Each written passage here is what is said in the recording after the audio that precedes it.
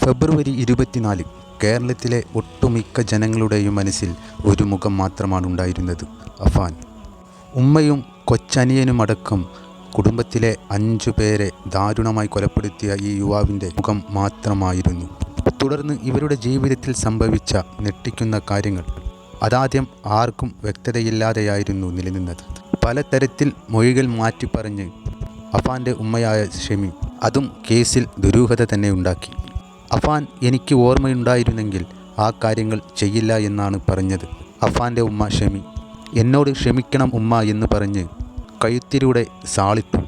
ശേഷം ഫർസാനയെ കൂട്ടിക്കൊണ്ടുവന്ന് ആശുപത്രിയിൽ പോകാമെന്ന് പറഞ്ഞു. പിന്നെ എനിക്കൊന്നും ഓർമ്മയില്ല.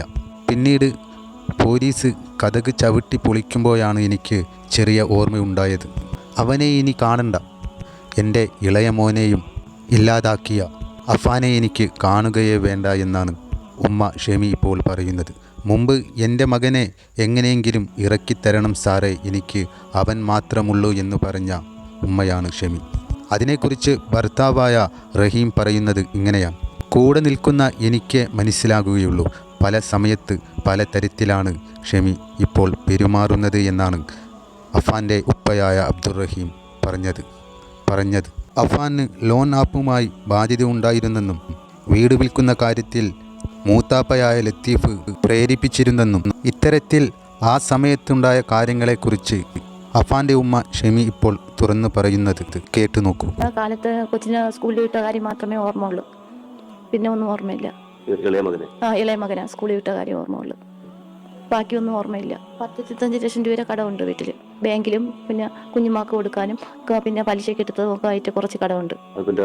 ഗൾഫിലെ ജോലി ഇഷ്യൂ ആയപ്പോൾ വാങ്ങേണ്ടി വന്നതാണ്.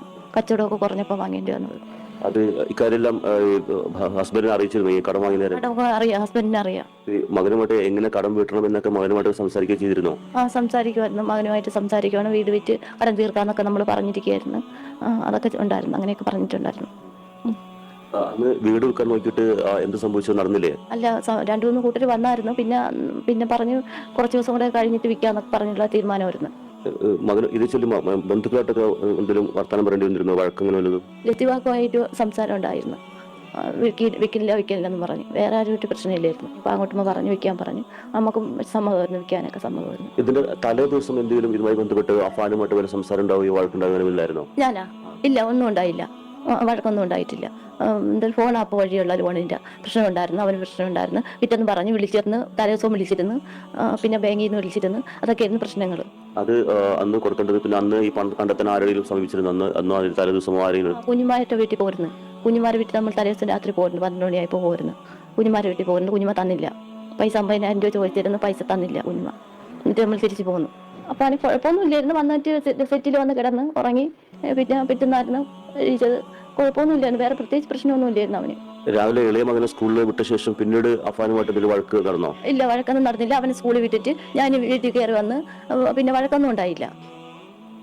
പിന്നെ പ്രശ്നങ്ങൾ എനിക്ക് ഒന്നും ഓർമ്മയില്ല. പിന്നെ സെറ്റിൽ വന്ന് ഞാൻ ഇരുന്നു. പിന്നെ ഒരു ഓർമ്മയും ഇല്ല എനിക്ക്. പിന്നെ അവന് ഇത് കഴുത്തിൽ ഇത് ഷാളിട്ട് ഇത് ആക്കിയിട്ട് അവൻ പറഞ്ഞു ഉമ്മ ക്ഷമിക്കണേന്ന് പറഞ്ഞിട്ട് പിന്നെ പറഞ്ഞ് ഫർസാനെ വിളിച്ചുകൊണ്ട് വന്നിട്ട് നമുക്ക് ആശുപത്രിയിൽ പോകാമെന്ന് പറഞ്ഞു.